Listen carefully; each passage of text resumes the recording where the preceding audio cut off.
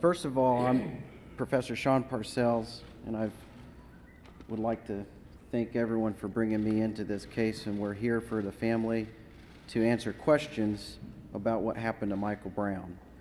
And I want you guys to understand that when an autopsy is done, that we look at the body in an anatomical position.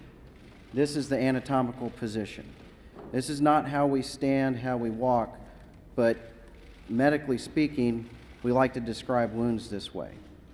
And as you all know, Dr. Bodden and I concluded that he was shot at least 6 times.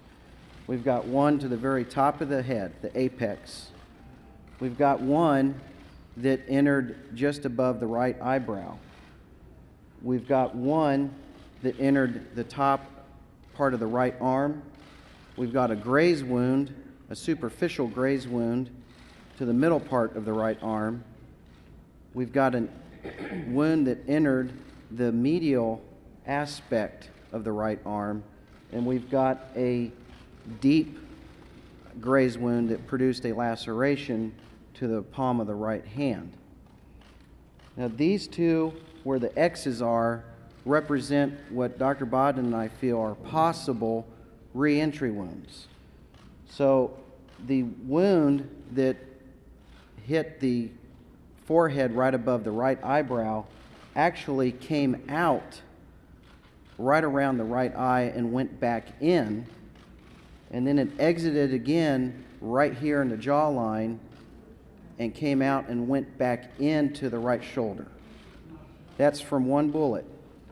Now we have to confer that with the first autopsy.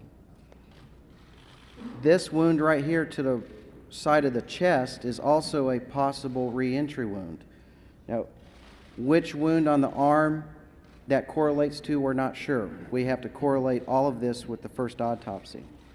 And the other critical point that I want everyone to be very clear on is that this wound to the medial aspect of the right arm, just generally speaking, happened right about here. Okay? So what Dr. Bodden and I feel that occurred, and by the way, this red mark is showing that same wound. This is not a separate wound. This is showing the same wound in the same location in that arm, but you're looking at it from the back. And as the attorneys were saying, there was a witness statement that said that he was walking away and the gun goes off and he kind of jerks. So the question asked to us was, could that wound occurred from him walking away and then he turns around? It's consistent with that. However, understand too that while the shot could have come from the back, because if I'm standing here walking along and get shot from that direction, you see I pull my arm up, it's in that same general area. The arm is a very mobile part of your body. So it also could have occurred when he was putting his hands up. So I put my hands up and you see where that wound is at. It could have happened if he put his arms across in a defensive manner. We don't know.